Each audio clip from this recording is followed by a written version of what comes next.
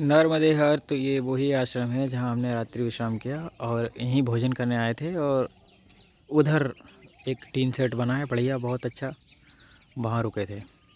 तो सूर्य नारायण पूरी तरह से निकल चुके हैं नर्मदे। आज थोड़ा लेट से हो गए, हमें ऐसा लग रहा है।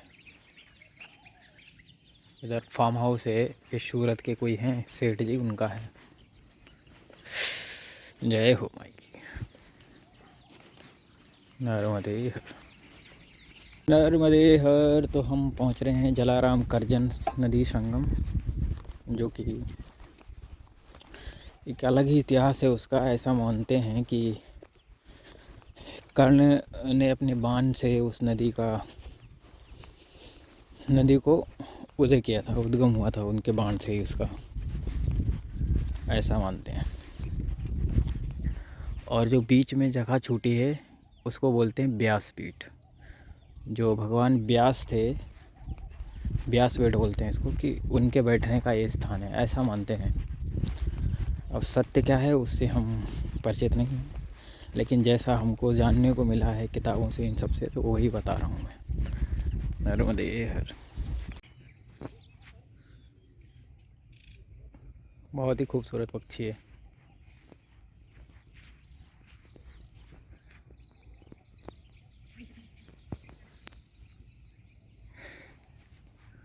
डर गया वो पक्षी, क्या है ना, वो डर जाते हैं कि कहीं ऐसा तो नहीं है शिकारी वगैरह हो। देखो ऊपर बबूल के पेड़ हैं बहुत ऊंचे ऊंचे, और यहाँ बहुत बड़ा कारोबार होता है। जैसे कि गुजरात जो है ना, एक ड्राई स्टेट है, यहाँ पे दारू बैन है, लेकिन नर्मदा जी के किनारे इतनी दारू निकलती है यहाँ पे, बहुत ड्रम के ड्रम। देखो सपोज करो कि उस तरफ देखो आप, ड्रम रखा है, निकल रही है। तो ऐसे क्या फ़ायदा ड्राई स्टेट का, पूरी तरह से बैन होना चाहिए। जो लोगों को चाहिए वो तो मिल ही रहा है। नर्मदे हरी से अच्छा तो खाली कर दो, कम से कम गवर्नमेंट को टैक्स तो आएगा। शिवोम तत्सत। नर्मदे हर तो ये जलाराम आश्रम है, और यहाँ से हमको चढ़ना पड़ेगा तब ऊपर पहुँचेंगे। थोड़ा टाइम लगेगा क्योंकि बहुत ऊंचाई पे है। पहुँच जाएंगे नर्मदे हर। नर्मदे हर तो ये है जलाराम में एक मंदिर, जो कि बहुत ही खूबसूरत है। यहाँ पे शिवलिंग। जय हो शिवोम तत्सत।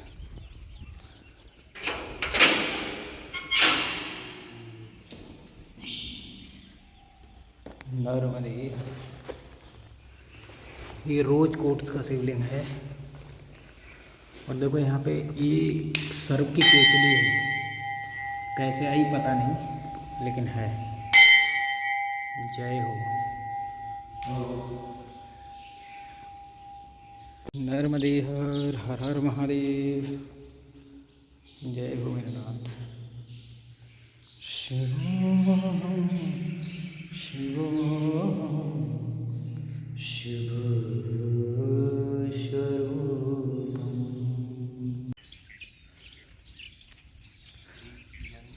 चलिए आपा।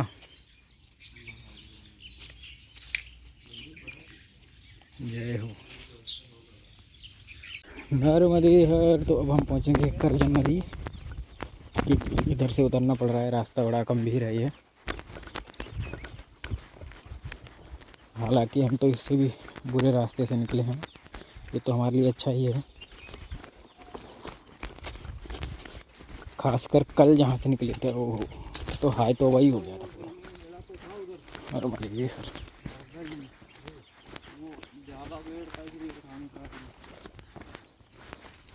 शिवलिंग मिला था आपको? बिल्कुल ऐसा जैसे होता ना, रोज कोट्स का। रोज रोज का नहीं पता, ऐसे बना हुआ आता है। इसके अंदर जैसे रेड कलर की धारी थी, उसके अंदर भी रेड कलर की धारी थी। अच्छा स्फटिक।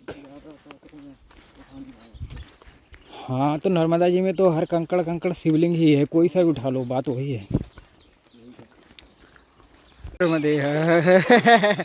आ जाओ, ही करजन नदी पार हो गए जी हम। अभी तो पानी कम है, नवंबर दिसंबर में तो वहाँ तक होता है पानी, तो उसके लिए नाव भी रहती है, कोई समस्या नहीं होती इधर।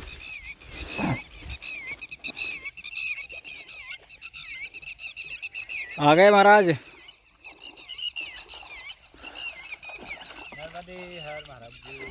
सब लोग निकल आए। चलिए माई के किनारे चलते हैं। नर्मदे सामने ब्यास वाइट।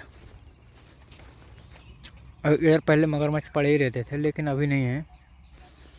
उसका कारण ये है कि बहुत ज़्यादा शोर है यहाँ पे।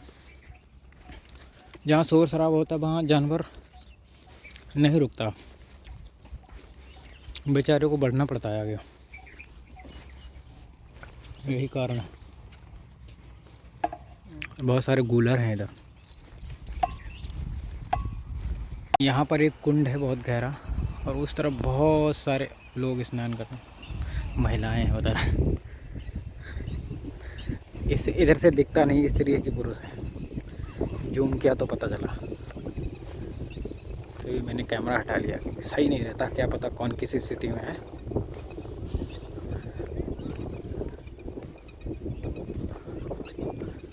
आगे, अरे हमारे प्लेयर तो बहुत आगे पहुंच गए। जय हो माई तेरी सदा ही जयकार।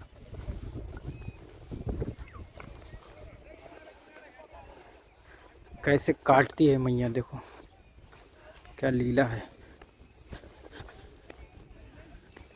बहुत ही अद्भुत है माता। सामने बरकाल गांव है, बरकाल। नर्मदे हर तो हम हैं, इसको क्या बोलते हैं, कैस्ट्रोल ऑयल। हम लोग तो इसको ऐसा बोलते हैं कि अंडौआ, अंडौआ, फिर इंग्लिश में इसको कैस्ट्रोल बोलते हैं। कैस्ट्रोल ऑयल जिसका निकलता है वो। ओह फंस गया इसमें तो। ये ज़्यादा बड़ा बड़ा हो गया ना, तो निकलने में थोड़ी दिक्कत हो रही है। महाकाल शंभू जय हो। कितना दूर तक है, अब निकल पाए।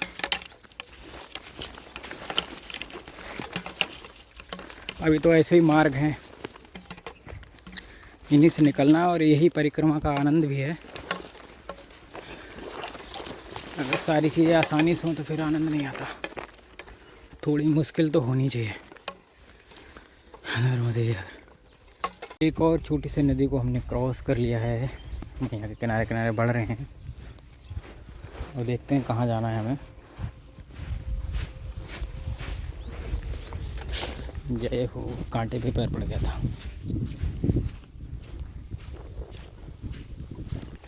कमाल का रास्ता है मैया के किनारे किनारे। अब देखते हैं मैया कहाँ पहुँचाती है आज। जय हो। तो यहाँ पे एक और शिवलिंग है, अच्छा है, छोटा सा, बिल्कुल बहुत ही छोटा सा।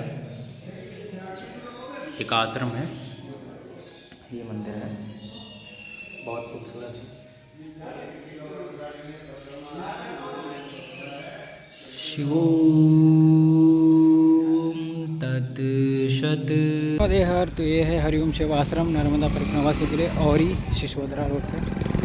लेकिन हम जाएंगे और आगे माई के किनारे, क्योंकि हमको रोड अच्छे नहीं लगते।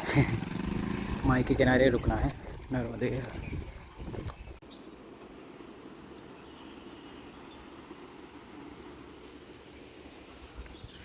जय हो। बहुत सुंदर आश्रम है। यहीं दोपहर में रुके थे, भोजन वोजन किया, और सब आगे बढ़ेंगे। नर्मदे हर, नर्मदे हर। तो ये कोटेश्वर महादेव के लिए रास्ता जा रहा है, और आश्रम भी है वहाँ पे, सदाव्रत भी मिलता है परिक्रमार्थियों को। तो हमारा जाने का कारण ये है कि वो तीर्थ है, क्योंकि अपने को रुकना नहीं है, आगे ही बढ़ना है। तो सदाव्रत से तो कोई मतलब रहा नहीं। बाकी आनंद आएगा, मैया की कृपा हो जाएगी और मैया का किनारा भी मिल जाएगा। रास्ता होगा तो फिर किनारे से चल पड़ूँगा, क्योंकि आनंद किनारे पे ही है। ये तो सब क्या ही है, माया है। नर्मदे हर। केला, कितना सारा केला। इधर तो हर जगह केला केला ही मिलता है, बहुत केला होता है। और बहुत उन्नत किस्म की भी फसलें होती करते हैं, मतलब ये किसानी जो इनकी है, फार्मिंग बहुत ही उन्नत किस्म की है। प्रोडक्टिव किसानी इनकी, बहुत अच्छा माल निकालते हैं ये, जो कि ये अच्छी बात है। हमारा किसान समृद्धि होना चाहिए, क्योंकि अपने इंडिया में खेती बाड़ी है क्या ना, वो इसी पे तो हमारी डीजीपी टिकी है, जीडीपी इसी पे टिकी है, फार्मिंग पे। नर्मदे हर। पंकजम देवी नर्मदे नमामि मातु नर्मदे पाद पंकजम नमामि देवी नर्मदे किन्नराम राश। ये कोटेश्वर में मैया की इतनी विशाल मूर्ति है, और यहाँ पे गंगा जी का नाम आ रहा है, पता नहीं क्यों। गंगा जी से कुछ तो हमारा जुड़ाव है, मुझे लगता है मुझे वहाँ भी जाना पड़ेगा। तो यहाँ पे नर्मदा जी हैं, जो कि बहुत सुंदर दिख रही हैं, बहुत ही खूबसूरत दिख रही हैं, लेकिन उतना ही रिस्क भी है इधर। सीधा मगर के मुंह में ही जाओगे, पता चला नीचे उतरे, है ना, बड़ा रिस्क है भाई साहब इधर। लेकिन अब मैया का जल का आचमन कर ही लेते हैं जब इधर तक आए, क्योंकि अपने को मगरमच्छ से डर नहीं लगता है, लेकिन पानी से बाहर अंदर लगता है, क्योंकि अंदर तो हाथी भी नहीं जीत पाया मगरमच्छ से, तो हमारी औकाती क्या है। बाहर भी डर गया था मैं, एकदम नीचे उसके सामने था और वो अपने घर पे था। अगर वो सीधे सीधे हमला करता मुझ पे, तो मेरे पास बिल्कुल भी चांस नहीं थे बचने के। अगर पिछला वाला आपने कल या परसों वाले में देखा होगा आप, थोड़ा थोड़ा,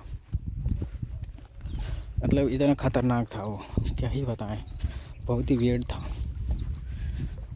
पर ऐसी लालसा थी हमारे अंदर कि इसको थोड़ा और छेड़ें,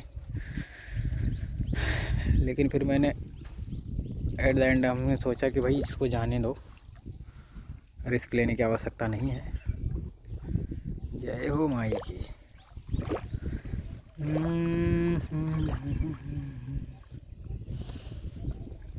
अच्छा, तो हम आ चुके हैं, वो है अनसुईया, और हम हैं लगभग अरंडी संगम में। जय हो, बहुत सही। अरंडी संगम उस तरफ है, और सती अनसुईया माता का आश्रम भी है। बहुत सही। लगभग हम ठीक है। नर्मदे हर। शिवोम तत्सत। तो यहाँ पे बहुत ही सुंदर गार्डन भी है, और मुझे हमेशा वृक्ष अपनी तरफ खींचते हैं। उसका क्या कारण है नहीं पता, लेकिन कोई भी वृक्ष देखता हूँ मैं, ऐसा लगता है कि इससे मेरा कोई संबंध है, तो मैं उससे मिलता हूँ, गले लगता हूँ, और अच्छी फीलिंग उसके साथ शेयर करता हूँ, ऐसी वाली कि जैसे मुझे बहुत प्रेम है, और मुझे ऐसी अनुभूति होती कि वो भी मुझसे कुछ कह रहा है, लेकिन शायद मैं अभी समझ नहीं पा रहा हूँ। जय हो। बहुत खूबसूरत ये वृक्ष है। देखो यहाँ पे बहुत सिद्ध धूना है, लेकिन ताला पड़ा है। जय हो माई। वाह, मैसेज भी आया।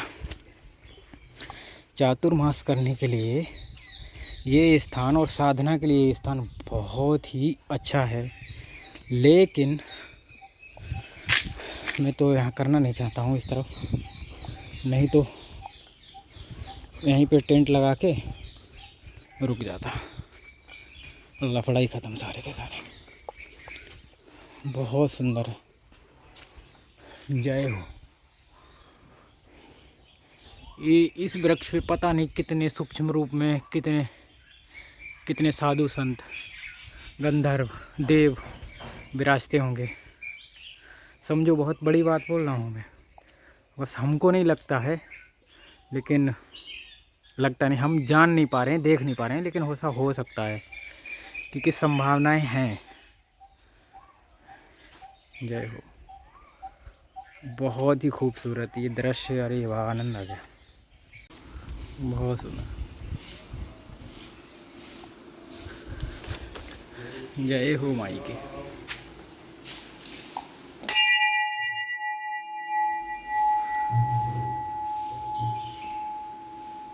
तो ये हैं कोटेश्वर महादेव, बहुत ही खूबसूरत। नर्मदेहर। तो अब हमको जाना है इधर, मार्ग थोड़ा कठिन है लेकिन चलेंगे। देखो इधर पैर भी फिसल रहा है और हमारे दो साथी लोग गए भी हैं। अब ऐसा हुआ कि हमारे साथ कुछ लोग थे वो नंगे पैर नहीं थे, जैसे मैं नंगे पैर था और एक और नंगे पैर थे और इंदौर वाले बाबा नंगे पैर थे। तो सरदार जी चप्पल पहने थे, सरदार जी के चप्पल में पता नहीं क्या हुआ, सरदार जी के मन में आया, उन्होंने चप्पल छोड़ दी, तो अब वो भी नंगे पैर हो गए। एक और बाबा आज मिले, वो पहले से ही नंगे पैर थे। पूरी टीम ही बन गई हम लोग की। देखो ये प्रॉब्लम है, अगर इस ठूटे पे पैर पड़ा, इस पे सपोज करो, तो ये फाड़ देगा पूरी तरह से पैर को। तो यहाँ पर ना बहुत संभल के चलने की आवश्यकता है। ऐसे यही रिस्क है नंगे पैर चलने में, और कोई ख़ास परेशानी नहीं है। हाँ, हम आपको कोटेश्वर की कहानी तो बता ही नहीं पाए। कोटेश्वर की कहानी ये है कि जो अभी दिखाया था, यहाँ पर क्या था कि बहुत समय पहले, त्रेता युग की बात है, यहाँ बहुत समय पहले नहीं, त्रेता युग में बारिश नहीं पड़ रही थी, इधर सूखा हो गया था। तो सैकड़ों के संख्या में लोगों ने यहाँ पर आके कोटेश्वर भगवान की स्थापना की और पूजा अर्चना की। उसके बाद बारिश हुई थी, तब से ये सिद्ध माने जाने लगे हैं। और फिर ये तीर्थ बन गया। और इसका रेवाखंड में भी वर्णन है, जो स्कंद पुराण का रेवाखंड है उसमें इस स्थान का वर्णन है। तो ये एक तीर्थ है, और तीर्थ हमेशा ही महत्वपूर्ण होता है क्योंकि वहाँ पे कुछ विशेष होता है, इसीलिए वो तीर्थ होता है। अब हम निकल रहे हैं एक खेत से जो कि है अरहर का। इसको इधर तूर बोलते हैं, तूर एमपी में, और इधर भी तूर बोलते हैं, हम लोग अरहर बोलते हैं। जय हो माँ भगवती भवानी जगदम्बा, बेड़ा पार कर दी इस नर्मदेहर। तो हम आ गए हैं इधर। जय हो, जय हो माँ, पार लगा दे नैया। देखो ये है करंट वाला तार, तो इससे बचने के लिए आपको ऐसे थोड़ा रिस्क लेना पड़ेगा। जीवन में रिस्क भी नहीं लिया तो फिर क्या ही लिया महाराज। देखो ऐसे भी निकलना पड़ता है कभी कभी।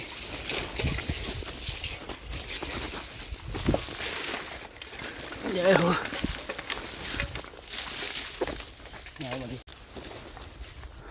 अब हम इधर आ गए।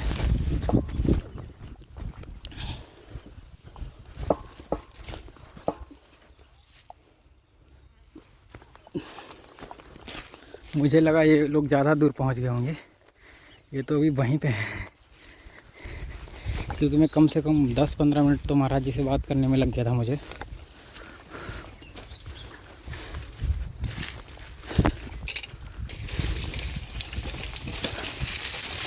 और मैंने शॉर्टकट मारा, केले के खेत में निकला मैं।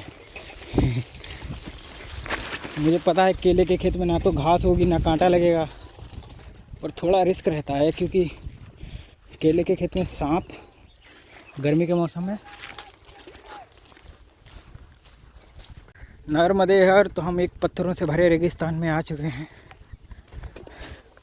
और जो लोग भी हमारी इस यात्रा को देख पा रहे हैं वो सच में बहुत लकी हैं, क्योंकि ये हिडन मैया शायद आपको कोई ऐसा आए परिक्रमावासी हमारी तरह बिल्कुल रिस्क लेने वाला तो दिखा भी सकता है, ऐसा नहीं मैं बोल रहा हूँ, लेकिन बहुत मुश्किल काम है और इसके लिए मैया ने मुझे चुना। मैं तो बहुत धन्य हो गया, क्योंकि मैं 3 बार अभी करंट का तार मैंने पार किया। करंट चलता है उसमें खेत में और बहुत रिस्की होता है।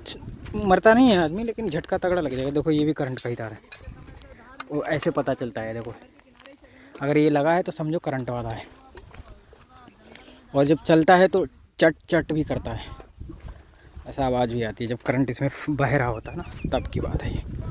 तो देखिए कि मैया की क्या दशा है, कितना खनन हो रहा है। पूरी भौगोलिक परिस्थितियाँ यहाँ पे चेंज हो गई हैं। जो एक प्राकृतिक रूट होता है ना किसी भी नदी का, वो खनन से चेंज होता है। उसके चलते वो विपरीत दिशा में बहने लगता है जल, उससे कई नुकसान होते हैं हमारे प्रकृति को। तो वो सब नहीं होने चाहिए। उसके लिए खनन कम से कम हो, पहली बात तो हो ही ना, क्योंकि हम कुछ इसमें से निकाल लें, ये गलत है। हमें ये सब नहीं करना है, लेकिन लालच बस, और ज़रूरत भी है, लालच भी है, तो लालच के चलते गलत तरीके से निकाल रहे हैं हम लोग, वो कहीं ना कहीं नुकसानदायी है। जैसे सारा पत्थर ये निकाला गया है वन मैया में से, और इसको फिर से एक सही तरह से अगर मैया में ही दोबारा से छोड़ दिया जाए तो बहुत अच्छा रहेगा। लेकिन अगर वो दोबारा से छोड़ देंगे तो फिर रेता कहाँ मिलेगा उनको, रेत नहीं मिलेगा। इसीलिए सैंड माफियाओं ने क्या किया कि इस पत्थर को पूरे निकाल के बाहर ही डाल दिया। देख सकते हो आप सब। नर्मदे हर तो सूर्य इतनी तीव्रता पे हैं अपनी, उनका जो जल में रिफ्लेक्शन पड़ रहा है मैया के, और जब मैं आंखें लगाने की कोशिश करता हूँ उस पर तो एकदम से अंधेरा छा जाता है, क्योंकि बहुत ही ज़्यादा तीव्रता है अभी किरणों में। जय हो नर्मदे हर। नर्मदे हर। तो मुझे जल पीना था मैया में, और यहाँ किनारे पे क्या ना बहुत गंदगी है। गंदगी मीन्स इतनी घास कूड़ा, उधर से इधर हवा चल रही तो इधर आके टिक गया है। तो मैं सोच रहा हूँ थोड़ा आगे चल के ले लूँगा। इधर तो पानी लेने में भी रिस्क है, पता नहीं उसका क्या नाम, मगर को क्या बोलते हैं, और गिरहा भाई साहब, गिरहा बोलते हैं मगर को, गज और गिरहा। गज यानी हाथी, गिरहा मान से मगर, इनका युद्ध हुआ था।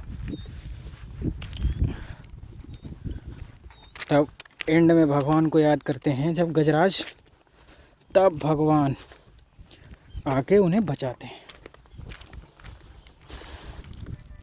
कहानी बहुत लंबी है, टाइम नहीं हमारे पास, नहीं तो मैं तुमको सुनाता। कहानी तो बहुत है अपने पास। और सामने है नारेश्वर, नहीं सिनौर है। ये बड़ा कस्बा है, मतलब टाउन एरिया है एक।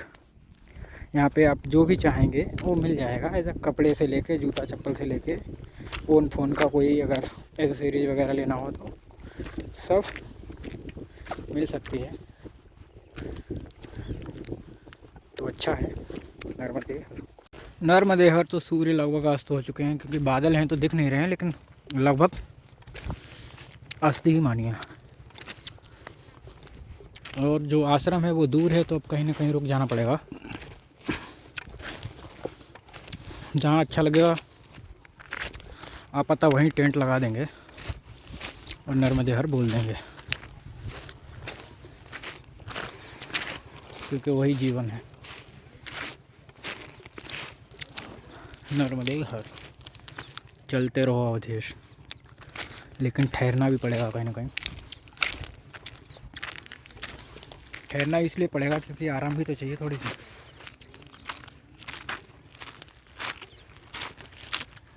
देखो ऐसे पत्थर से चलना पड़ रहा है, तो इनमें कुछ नोक वाले या कुछ भी होते हैं जो चुभते बहुत हैं पैरों में, लेकिन उसका अपना आनंद है।